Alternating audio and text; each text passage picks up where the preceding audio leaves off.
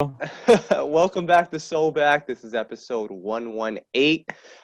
We've done a lot of cool episodes over the last few weeks, just talking about each year in R&B over the course of the 2000s era. Finished 2000 2 weeks ago. Took a break last week because it was Halloween, but we're back this week to talk about the decade as an overall package, and also we want to hear from you guys. We've given our thoughts on each year, but maybe there was something we missed.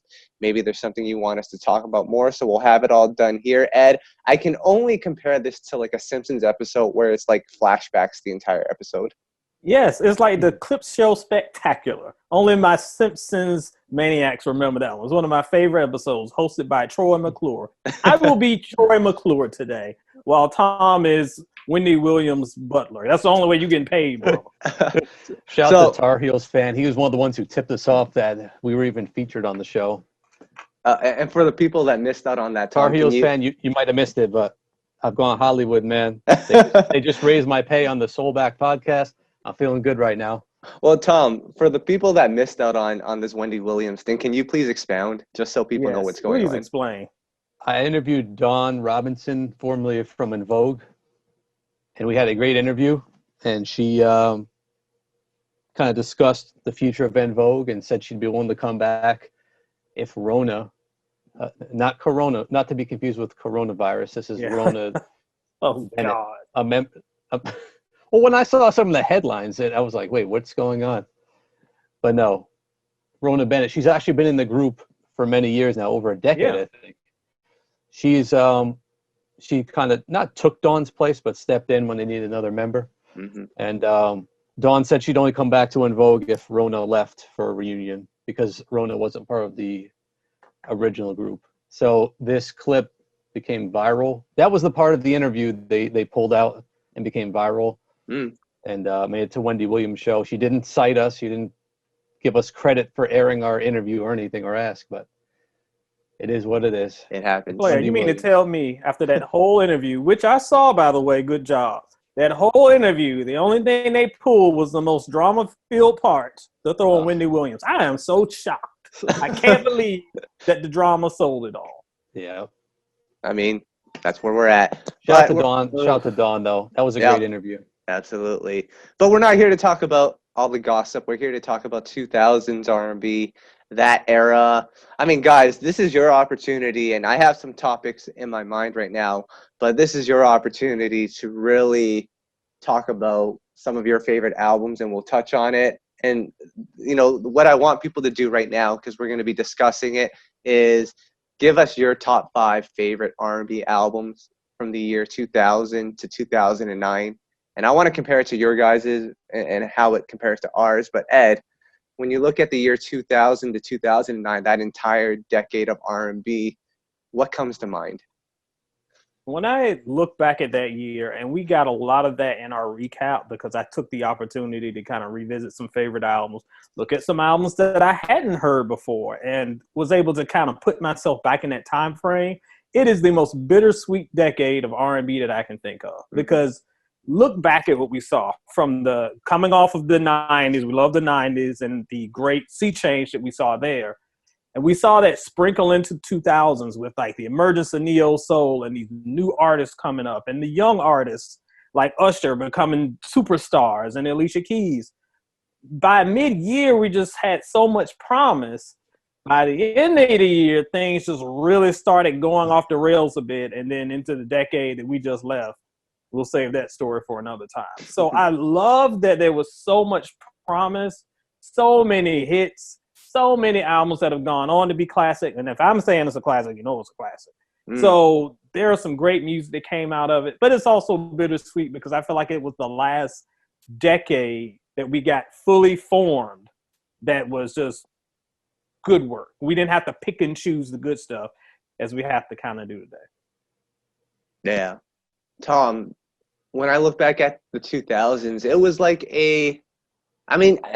I don't know if it's just me, but you can kind of look at the 2000s in two segments. You have the early 2000s, which was like an evolution of what the 90s were, and then you have the mid 2000s to the late 2000s where it kind of branched off. It became its own thing. still with some traces of 90s R&B, but you know, it started evolving. It had more of a hip hop influence to it. Which era did you like more? Well, you could see, like you said, the hip hop influence coming in, and it really started by the end of the decade, kind of evolving the genre into a place we were not familiar with R&B being at. I mean, especially if you think about artists like Chris Brown, who came in with such a traditional R&B sound for the most part. You know, he had a little bit of a poppiness to him, but still. And then he evolved to such a different place that's more hip hop influence, just for one example. I mean, by the end of the decade, I was really losing hope. Now, there were acts who'd come that would still catch my interest, you know, some here and there, but what was being played on the radio really wasn't for me anymore. I loved the first half, though. I mean, there was so much good stuff, and, you know, I love the 90s and I love the early 2000s. I see a comment here, sweet spot, 96 to 06. That's a great 10 years right there. Yep, fantastic 10 years. So what we'll do here, guys, I'm seeing a bunch of albums that were listed here. So what we're going to do first is, I've asked you guys this off the air. Right now, I want you guys to give me your top 5 R&B albums of the decade. I don't know if you guys have actually compiled this list yet. I haven't.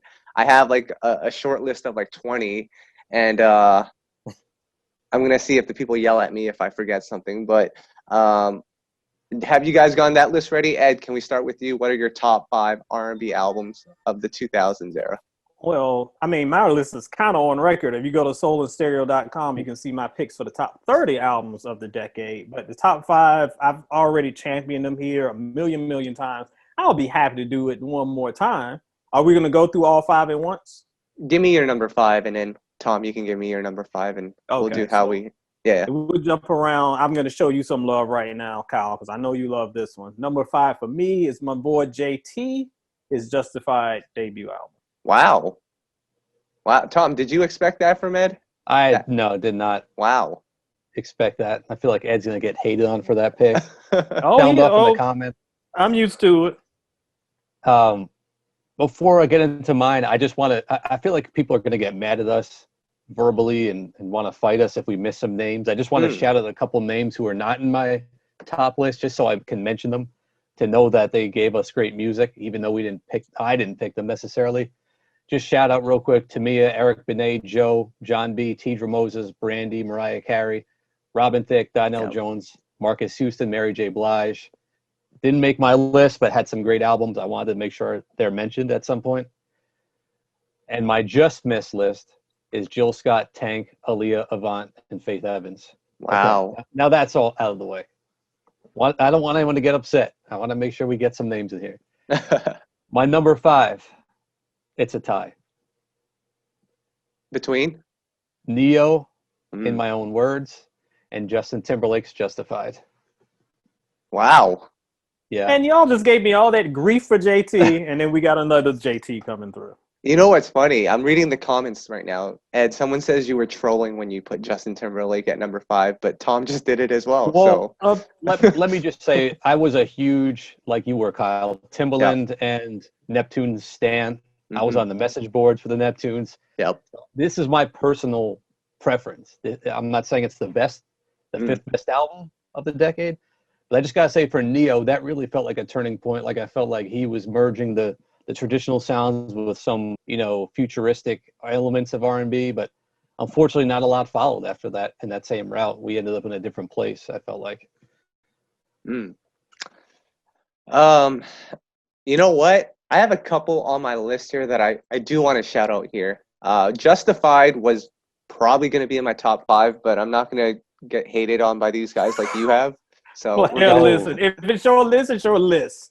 I don't know, man. And the comments are looking kind of brutal. So here are some that just missed the cut that I really want to shout out. Keisha Cole's second album, which I feel like people need to go back and listen to that again. Agreed. Great album. Omarion's 21 album. This is a personal favorite of mine. For those that haven't checked it out, go check that one out. And I mean, I can't put Ashanti in my top 5 because Justin Timberlake was number 1 that year for me. So if I put Ashanti in the top 5, but she wasn't even number 1 in 2002, then kind of doesn't work. But my number 5, I'm gonna go with Jagged Edge's J.E. Heartbreak. I love this album. Just one of those albums you can hit play from beginning to end. And just think, guys, in a time when we look back at R&B groups and all of our favorite R&B groups, whether it's Guy or Blackstreet or, you know, all these great groups from the early 90s, they dropped like 3 or 4 albums and they bounced and dipped out and broke up. Jagged Edge is on album number 10 now. And when we look back at Jagged Edge's discography, you got to go with J.E. Heartbreak. That's their signature album. And I'm actually really impressed because I just made a post earlier today of, you know, and put a collage of their discography. Man, a lot of great music, and you can't go without talking about J.E. Heartbreak. Kyle, I just want to address some of the comments real quick. Yeah. I see a lot of comments coming in on our Instagram. Whoever's listening to the audio of this after the fact, remember we're live every Saturday night, 8 p.m. Eastern, usually on Instagram Live. You could join us for a live discussion. I see Bobby Carter mentioned 112. I saw Angel in Disguise. I don't like Justified, but a lot of people do. Tar Heels fan gave us a bunch of his favorites. Bobby B's Debut, Mariah Carey's Emancipation, Life Goes On by Donnell. Lawrence, Justified is an R&B album if you actually listen, despite the boy band phase. I agree with that. I agree. Angel in Disguise is not even JT's best album, though. I would disagree with that. I would agree with that. I do think it is not his best album, but that's another combo. Shaquille Perry, is this your guys' top 5 or the top 5 best? I'd say it's our what we felt was the best, so I guess that's our opinion. I don't know what else to say. Well, my opinion's is facts, but on YouTube, I'm going to give you some YouTube comments here. Someone said, is Justin Timberlake even an R&B singer? Someone wrote Brandy's Full Moon and Aphrodisiac. Somebody's waiting for us to pick D'Angelo at some point. Jasmine Sullivan. So a lot of great choices here. And like I said, we're only counting down from 5 to 1, and you guys are mentioning some great ones. Bobby V's Debut, another great one. But let's do number 4. What's everyone's number 4 favorite R&B album of the 2000s? Yeah, I'll hit back. And a lot of these albums, again, like Tom said, we can only do 5. So I know people are going to be like, you forgot such and such. It came out in 2006. You can go check out the list on Soul and Stereo. Everything y'all are mentioning is in the master list. Yeah. So we can recognize that these are all great albums. But number 4 for me, just me, got to be my girl, Amerie. Her debut, All I Have, one of my favorites. Really become one of my favorites of all time. So number 4, Amerie. Tom? My number 4, I'm going with where you went, Kyle. Jagged Edge, J.E. Heartbreak, front to back. Love that one. So there's one unanimous pick right there so far. I see a comment. Callie Rican wrote, Sherry Dennis album was my ish. I don't think that'll be making our list, but definitely some good songs on that. There's actually some great songs on that album. We're not even going to joke about that one. That's actually a really solid album. And let's circle back to you about this Amerie album. Did you expect her to drop such a banger when she first came out? Because, of course, she had Why Don't We Fall in Love, great summer anthem. But did you expect what was to come? Absolutely not. And I talked about it in I guess it was our 2002 episode, whenever this album dropped. No, I liked her single, and I expected a solid album. I did not expect an album of that caliber. And again, I think I mentioned this when I got that thing from Best Buy. It was like $4.99 or $5.99. It wasn't even the $9.99 price for standard albums. So I expected a decent debut. I did not expect it to be one of the albums that, to this day, 20 years later, I still love and cherish. So no, it was one of, if we talk about those albums that surprised us the most, this has to be pretty high on the list. I agree. I want to give a quick shout out to Ebony J. They've been tuning in every week, but they haven't been able to catch us live. So welcome to the club. Nice, There's a bunch of us here today, but we're at what? I have to do number 4 now, right? Yep. Oh, yep. I'm looking at my list here. You know what? I didn't expect to put this as my number 4, but I'm going to do it. I'm going to go with Destiny's Child, Destiny's Fulfilled. I'm going to go with that as well. Yeah. Wow. You know what? As I go back and listen to that album, like, how can you really say no to it being in the top 5? I mean, you have Soldier, which is kind of a questionable song, but aside from that song, Yeah, I might have to go with that as my number 4. Someone yell at me if I'm wrong, but I'm gonna go. And I think the stands are in his pocket here. I mean, this came out of nowhere. This is not right now. Yeah, I'm surprised, but I'm got to give props here. I love that album. I think that over time it's become underrated because everyone loves Writing on the Wall so much, and that's a great album, but doesn't get enough credit for what it is. So props to Kyle for this. But I will say, you have to give me an opportunity to take that one out if I forget something else later, because that's like it could make it or it might not make it. I'm not sure yet. It's probably a top 10 from me. I can't be mad. Jeez. Yeah, well, guys, I had a short list, and I'm just quickly looking at it. I think I may have missed something, but carry on, guys. Number 3. What's our number 3 here? Well, we got to get Tom's. Did he do his 4? Yeah. Oh, no, he did 4. Yeah, that's right. Yep. Ed, I guess it's 3? back on your boy. Number 3. This will be something that'll keep the stands quiet because I know everybody loves this one. Mariah's Emancipation Music, one of the best, I guess you could call it comeback albums, one of the best comeback albums of all time. Ain't nobody gonna hate on this one because Mariah did her thing. Yeah, that was did you like the song It's Like That with Fat Man Scoop? Because everyone knows about We Belong Together and Shake It Off and Don't Forget About Us, but did you like the Fat Man Scoop song? I didn't hate it. I thought it was all right. It's kind of like the Amerie album. Well, I loved Why Did We Fall in Love way more than that. But it was one of those things where it was like, okay, this is a cool song. And I liked Mariah. So I didn't go into the album expecting it to be as good as it was. But it's a solid single. I see why they roll with it. No, that album has much more than that. Well, because like if you play A&R, which we all like to do, and play executive, like when you look back at that album, Tom, do you think they should have rolled with We Belong Together first, or should they have rolled with the Fat Man Scoop song? Because We Belong Together is like a no-brainer to me. Yeah, but I feel like they had a plan for the Fat Man Scoop single. It might not have worked the way they had hoped, but they thought it would work at radio better, I guess.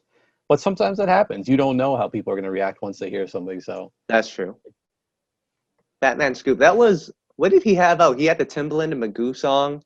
Was the Missy song out yet with Sierra? Lose Control. That was around the same time, right? That was around the same year or so. But Fat Man Scoop was doing this thing for a while. He was already like premier hype man at that point. So that's true. I wasn't shocked to see him on that. I mean, every single New York DJ plays his Faith Evans version, whatever you call that. You know what I'm talking about, right, Ed? Fat Man and Faith Evans?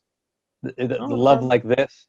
It's like he had his own version of it. Oh, yes. I totally forgot about that. Yes. Yeah. That's a staple in the New York City scene that still gets played. It is what it is. Mm-hmm. Tom, number 3 for you? I'm already feeling badly, guys, that I left something out of my top 5. I'm feeling badly that Aaliyah's not in there. Mm-hmm. So that's my number 3.5, guys. All right. 3.5. 3.5? Come on now. Yes. A mid player. Number 3, I gotta go with Alicia Keys, Songs in A Minor. Love that one. On the episode we discussed that year, I told you guys I thought it might have been the best of the decade, and I'm standing by it. Still love it to this day. Lawrence just said that I'll mention Brandy at some point. I might, but I might not, because I got into a fight with a Brandy stan on Twitter today. I see another comment. If you all don't mention Brandy, I'm going to be offended. Kyle, it's up to you, because you're certainly not in my top 5. It's up to you, Kyle, because it already ain't in. I can tell you ain't in my number 2 or 1. I got my Destiny's Child album that I could just like swap out and put something else in. It's in my back pocket if I need it. God. What are we on? Number 3 now? Yep. I'm gonna go with Neo's, in my own words. Wow. I mean, Tom already mentioned it earlier, but I love this album. This is one of those albums that, I read a study not too long ago. When you're at the age of 15 or 16, that's like the prime of your like music fan career. Like these albums define you for the rest of your life. I'm not sure if it's like that for the both of you guys, but this is an album that was a huge part of my life. I remember the days when I would like walk to school and just put this album on and just have it play. So Neo's got to be my number 3. I mean, y'all, there are no wrong answers here. Nobody has said something that's complete garbage. So, well, you know what I think is cool about the Neo album? I'm like 7 years, I think, older than Kyle. Yeah. And both of us can agree it's one of the best of that decade. So that just shows you that album transcends generations. I mean, which is rare these days for artists to do. Yeah. So I just mentioned the study of the 15 and 16-year-old defining your musical listening career. Is this true to you guys? Does that apply to you guys? Ed, how old? What were you listening to when you were 15? Were you listening to a Keith Sweat album? Probably. When I was 15 and 16, it was kind of late 90s, so probably like 95, 96. So, yes, a lot of that does define kind of, when I think back, those are my favorite musical memories. So I see that. And you see it a lot on social media today, where a lot of people who came up on a certain sound, look at the 20-year-olds today, a lot of them came up on that 2009, 2010 sound. A lot of people, which is your issue, think that like rap was invented by Lil Wayne and Carter 3. Let me tell you, players, rap was around a long time before that. So, and it's because those are the times that are our formative years in music. So I definitely see that happening, and you can just turn on your Twitter and see that reflected. We got another comment here I wanted to address. 1 in a Million is better than the self-titled album from Aaliyah. That could be debated. I disagree. I disagree. I disagree. Both sides. I can see why someone would think that. Yeah, I've debated that forever. I have not ranked. A lot of people have asked me to rank her albums. I haven't, because it would be weird. I wouldn't count the greatest hits, and her first one is obviously the last one. So it really just be a list to determine the two. And they're so close yet so different. I'm not sure which one I would say is better. Am I allowed to make my first hot take of the day? Oh, no. You already did with Destiny's Child. That's true. Well, let me read these comments on YouTube before I make my hot take. Before I make my hot take, someone talked about Raphael Sadiq's Ray Ray album. They want that in the top 5. TQ. Good. Wow. I haven't heard that name in a while. TQ. Shout out to TQ. Our boy. TQ. Tweet. They want us to mention Tweet's album. Full Moon is the best Brandy album still. So a lot of great choices here. But my hot take, since we're talking about Aaliyah, I didn't actually like If Your Girl Only Knew, nor do I really like 1 in a Million. Is that blasphemy? It's pretty blasphemy for 15 and 16-year-old formative years ahead, because that was some next level stuff. But I will say I didn't like If Your Girl Only Knew as much as 1 in a Million. I see a comment, Callie Rican, 1 in a Million has no skips. That I'll totally disagree with. No, that is nope. All right. Let's focus here. What are we on? Shout out to our guy, Kempire Radio, in the comments, starting trouble. Congrats on the Wendy Williams feature that they didn't clear. Kempire, you might have missed the beginning. I'm going Hollywood. I'm blowing up, man. I'm famous now. No, I'm just kidding. Hey, Tom, it's a joke. Tom, you, Kempire, Oprah, and Wendy Williams can go leave and hang out. Me and Ed my goodness. We'll hold this down. Are we on number 2 now? We are on number 2, player. Okay, Ed. It's all you. Time to call some more drama. That's what I do. Number 2 and not number 1 is Usher's Confessions.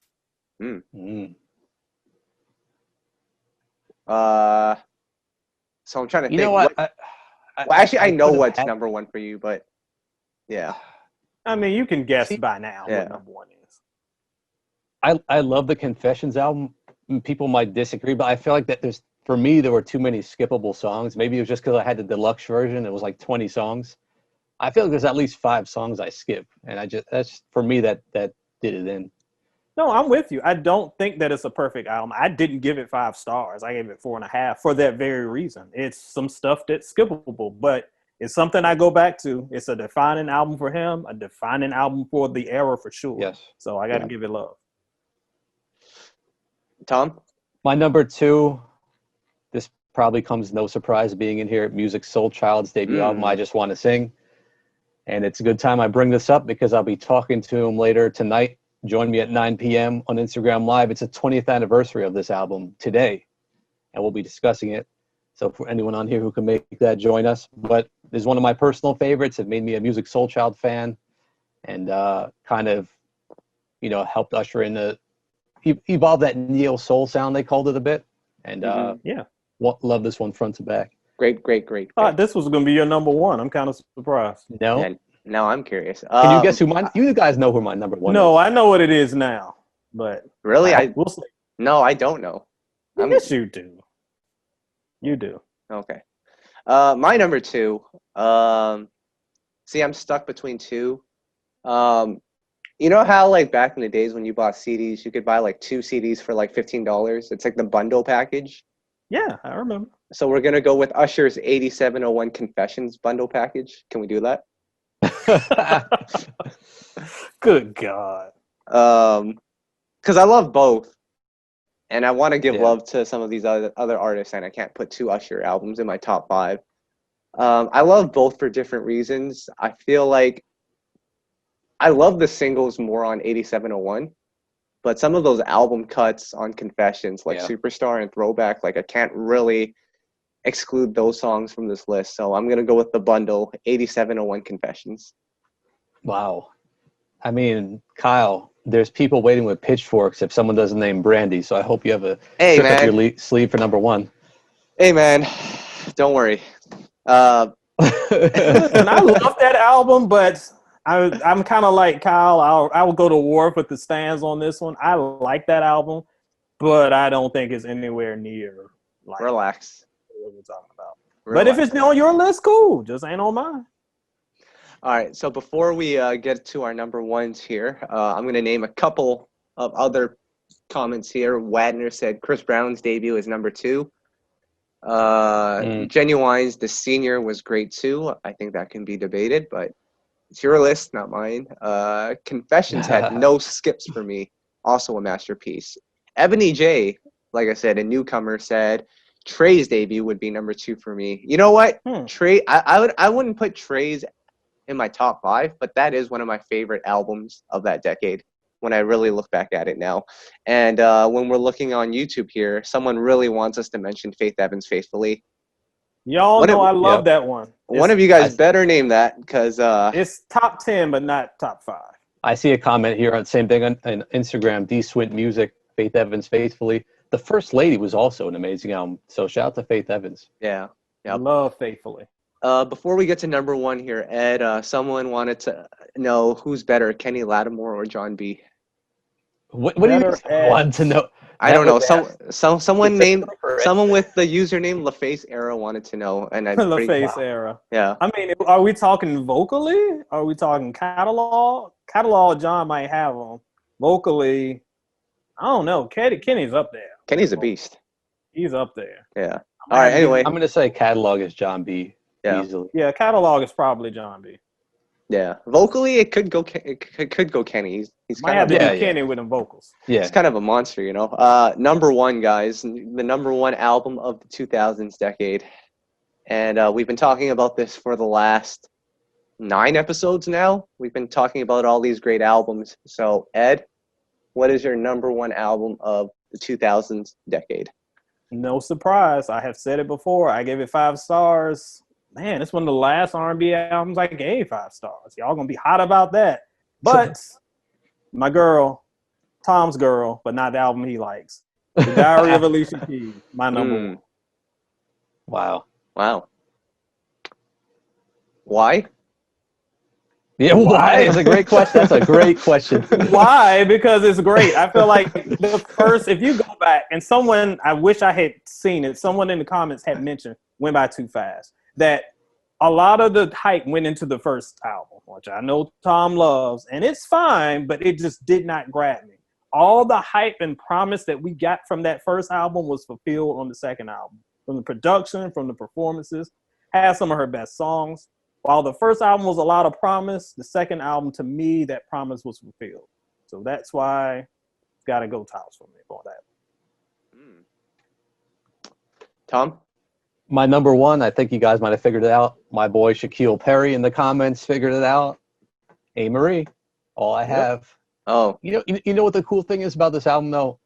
Like, when I was younger, I think it came out in, 2002.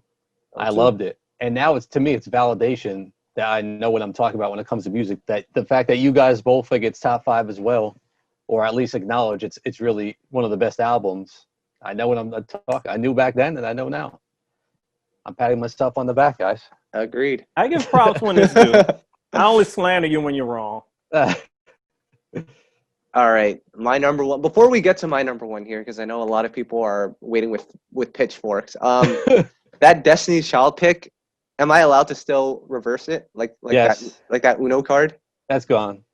That's out. All right, so I'm gonna go with, just to anger the people even more, I'm gonna replace that Destiny's Child album with Justin Timberlake's "Justified." Oh my What? Oh my god. Oh man.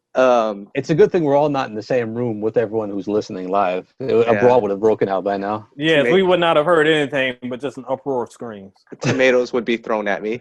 Ebony J wanted to put number one, Mary J. Blige's "The Breakthrough." That's top 10 for me. Mm-hmm.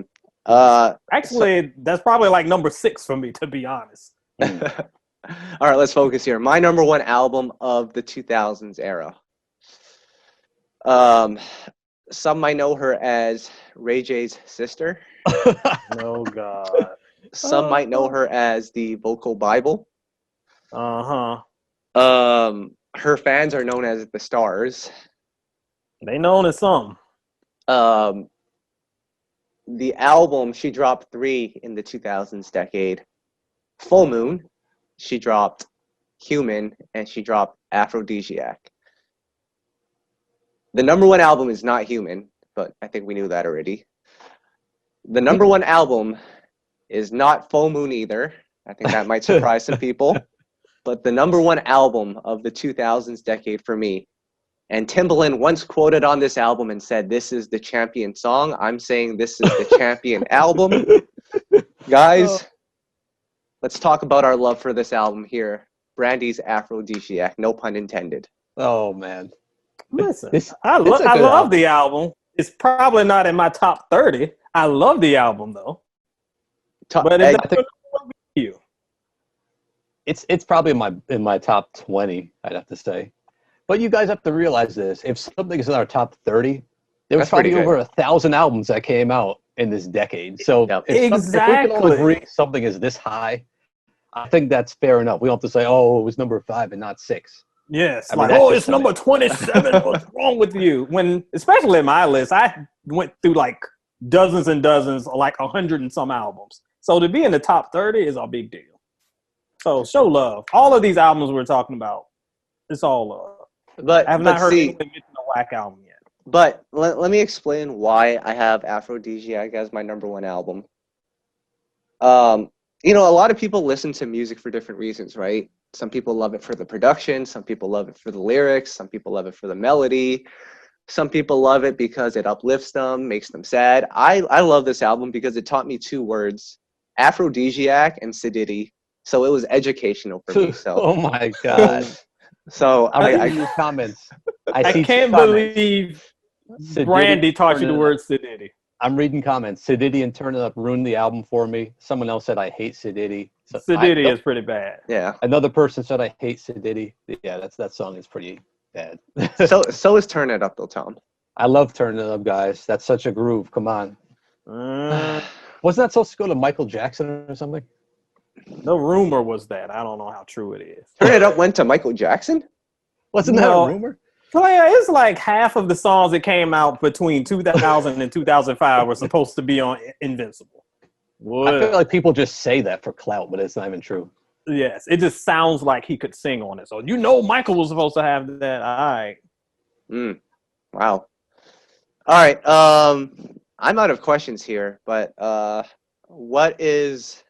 I don't know. I got no other questions here.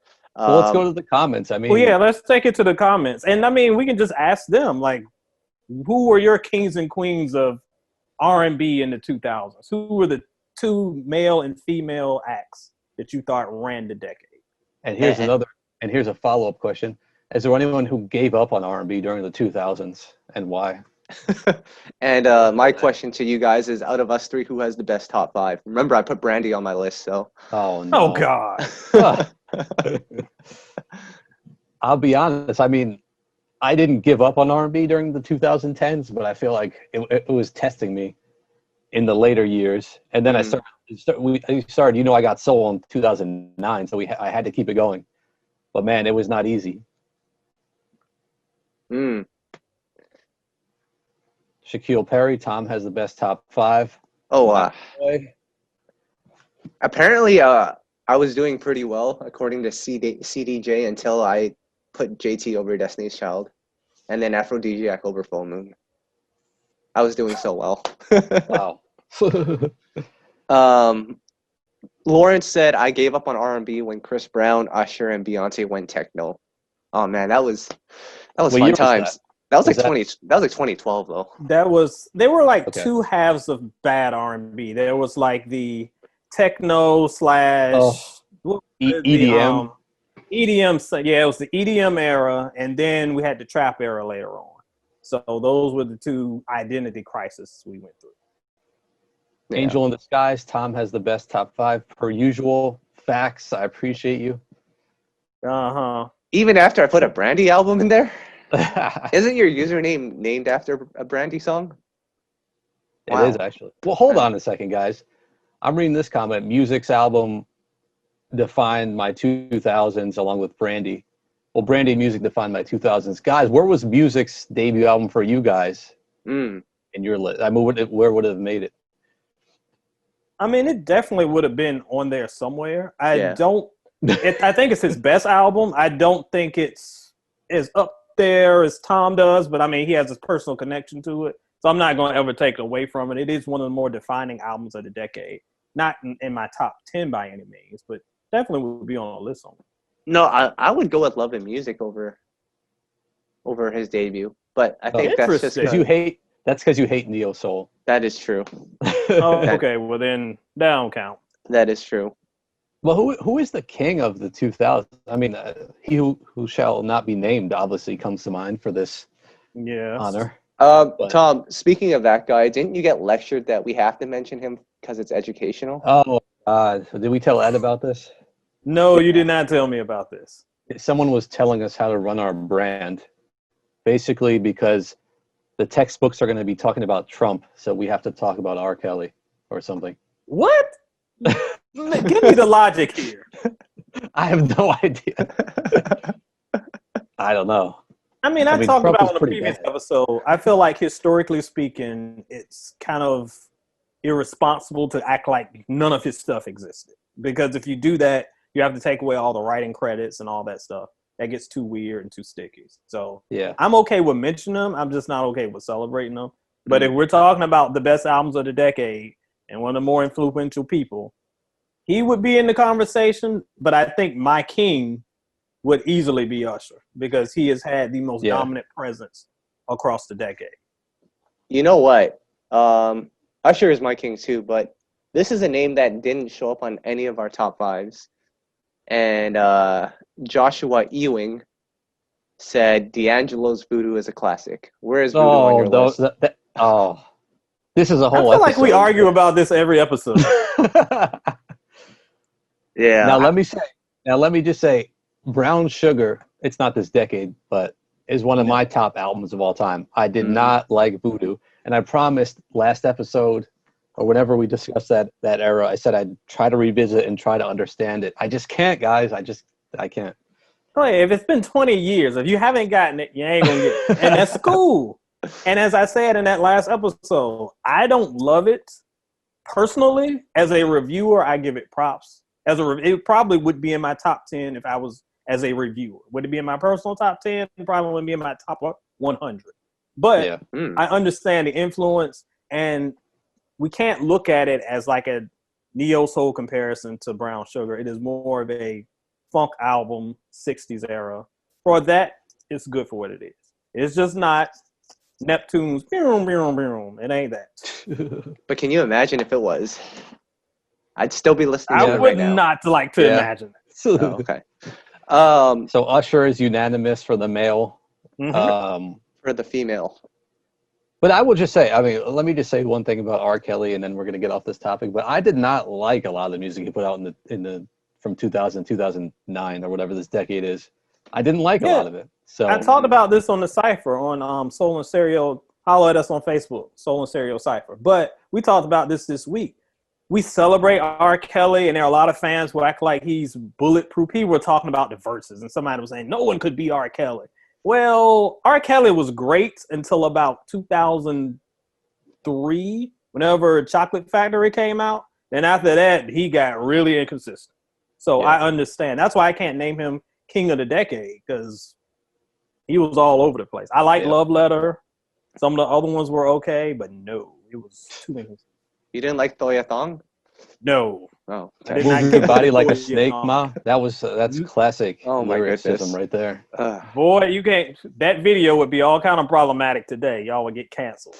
Even what was that huge single he had? That was like a remix. I don't remember hearing the original.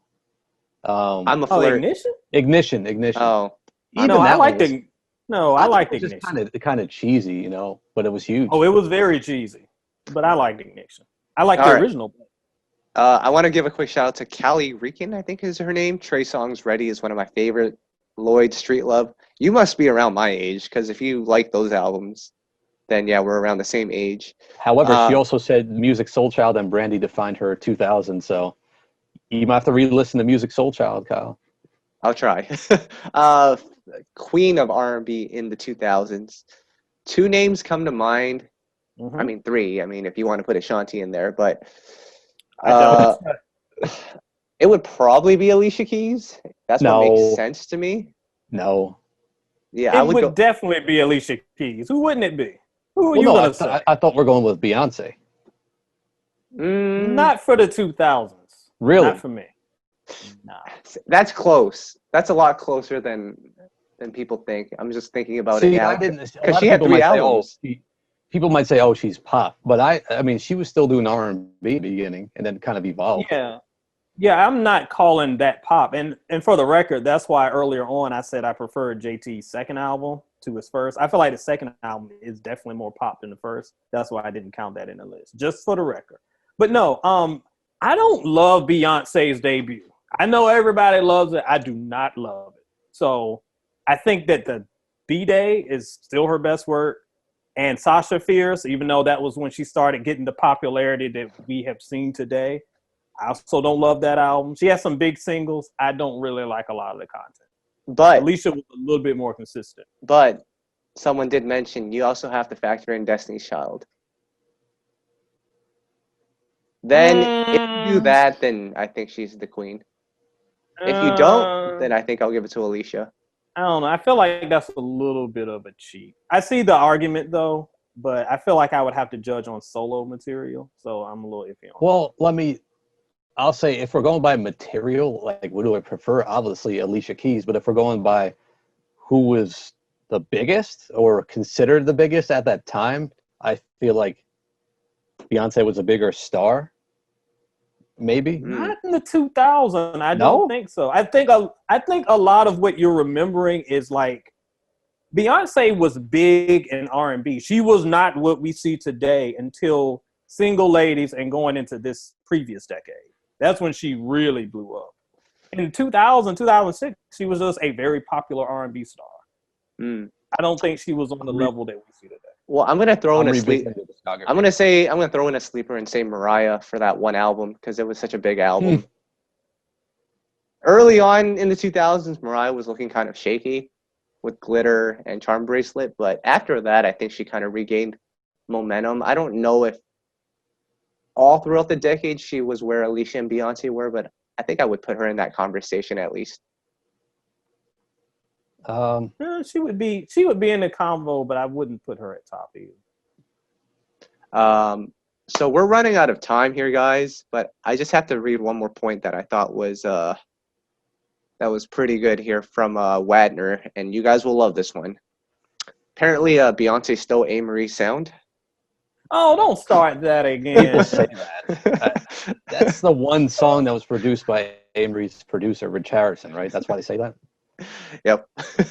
I broke this down either in a post or something at some point where I can't even go back because it'll take too long.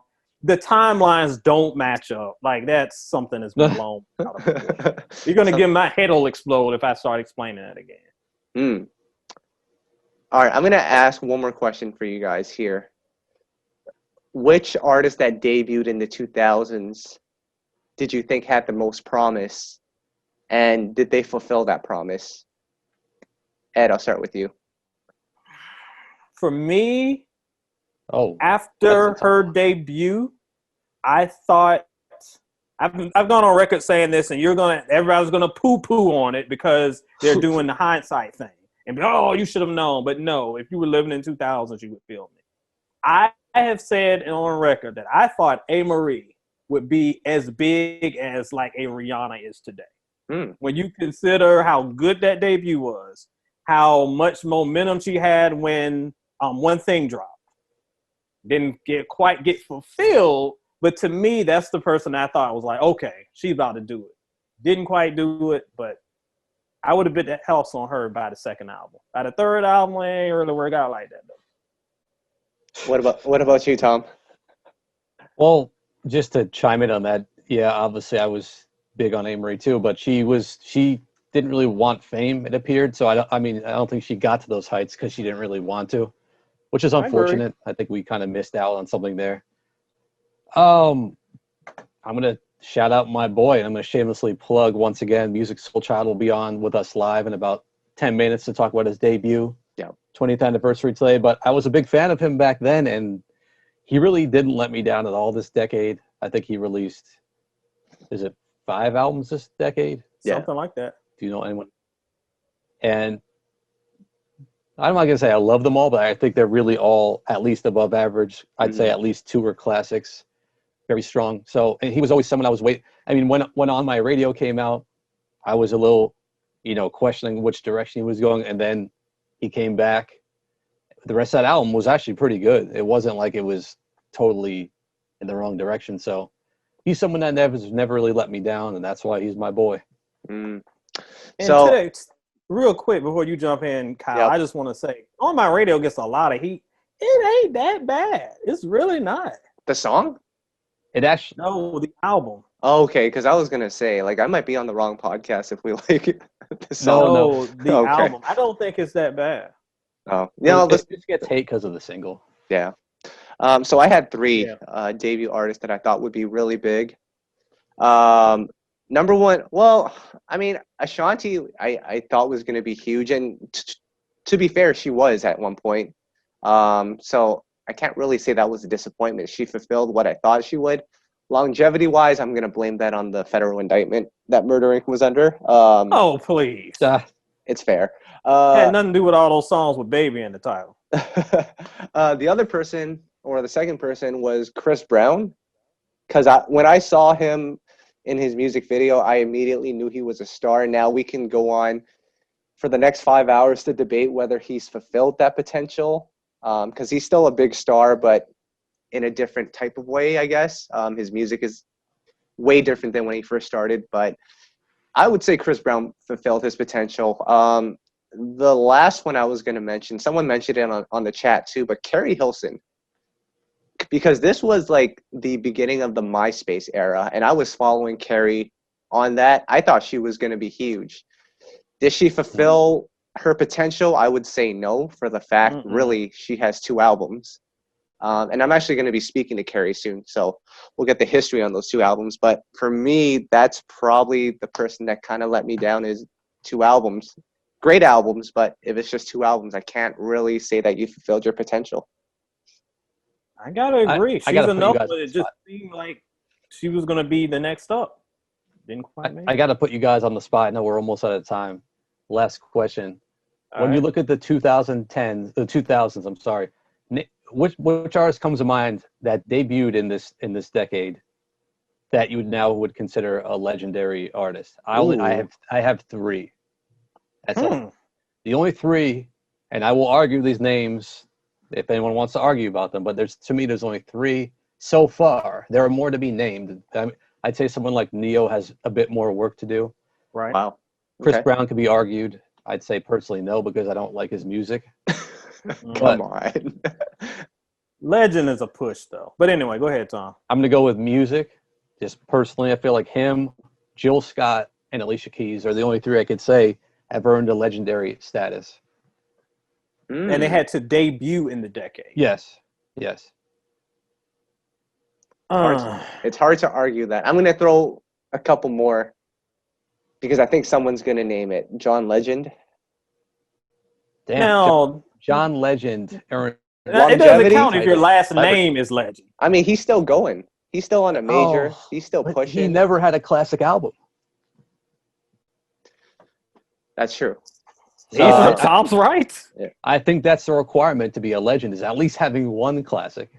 I mean, Well, another one someone would mention is Sierra. I don't think so. I think she's transitioned into celebrity status, but musically, I don't know if I would say legend. No. now we're just naming celebrities here, guys. That's true. Yes. No.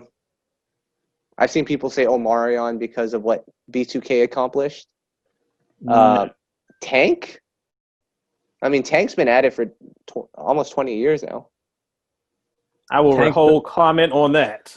Tank does have a classic album, That's and he has true. a songwriting in his resume. That'll be something we can debate another time, though. We don't have a ton of time. We'll do that next week. Who is a legend? We'll get killed. Oh God. Yes. I'm looking in the comments, though. People agree with us. I see Jasmine Sullivan's name mentioned. She definitely has not done enough. Keisha Cole. No. Keisha's close, but it's I'm probably the biggest Keisha fan between the three of us, and I'm like, no. I think if Keisha had dropped one more like amazing album, I think I could put her in that conversation. But see, here's the thing. The people I named all came out around like 01 or 2000.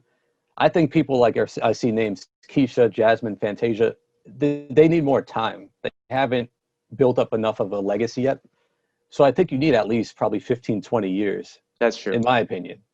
You're absolutely right. And that's why I say this all the time on Twitter when we want to name everything a legendary, everything a classic. Like, that takes time to get there. To me, there's no such thing as an instant classic. There's no such thing as an instant legend. Like, no, we have time. And I don't disagree with Tom's picks.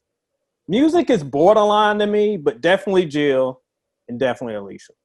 Trey? What? Songs? No. Oh. I mean, he's the last R&B star. Classic album, Kyle? I would say Ready, but I would say no. There we have it. All right, we're going to wrap this up. Stay tuned, guys. On our live music, Soul Child will be joining us as we celebrate the 20th anniversary of his debut album. I think Tom will be spearheading that one. But I think we'll do this again next week. I'm sorry we had to wait until the end to get to the juicy stuff, but next week it will be the R&B Hall of Fame. We're back at it. Maybe. Well, before we go, Kyle, I had one thing to say before we go, because I almost forgot about this. We got a shout out before we leave. Thoughts and prayers to Jeremiah. Yeah. So, as many people know, he's battling COVID right now. And just being serious, real quick, putting aside any professional criticisms I may have had in the past. Look, y'all, COVID is real. I know multiple people who've had it twice. I have lost 2 family members to it. I have friends who got it months ago and they're still fighting off symptoms. They can't taste anything. One girl has like stroke-like symptoms. If you're a fan of hip-hop, we lost Fred the Godson earlier this year. Everybody be careful. Everybody wear masks. I know we're in the holiday season. Mask up, guys. Mask up. Be careful. So I think that's it for this week. Ed, soinstereo.com. What's going on? Quickly. Yes, sir. We got to stop by that, Kyle. We got a new edition of Love Letters up. All the drama in that one for you. Excellent. Secondly, I finally ranked your boy Maxwell, his entire discography. His discography is so great that I know we're going to disagree because there's really no wrong answer. But check out my ranking of his 5 LPs. And Tom, over at I Got Soul, you did some explosive interviews with Dawn from En Vogue as well as Allure. Allure, yeah. Allure addressed the Mariah memoir in that interview in a great way, I thought. So there was a lot of controversy. But the reality is we got a lot of their history, which was cool to hear. So check that one out, as well as the Dawn interview, which I thought was great, aside from the one quote they pulled. And then we've also got the Music Child 20th anniversary article with all the quotes from his former managers, producers, songwriters, everyone who worked on the album we got quotes from. So that's a cool thing if you're a fan of that album. And we also interviewed Eric Dawkins, super producer, songwriter in the gospel world as well as R&B. So there's a lot coming, a lot we've already done, and we'll keep it going next week. Stay tuned. We got to go now. Music Soul Child's about to join us, so I appreciate everyone for joining us. We'll be back next week with another episode, and you guys be safe, take care, and yeah, see you guys. Peace.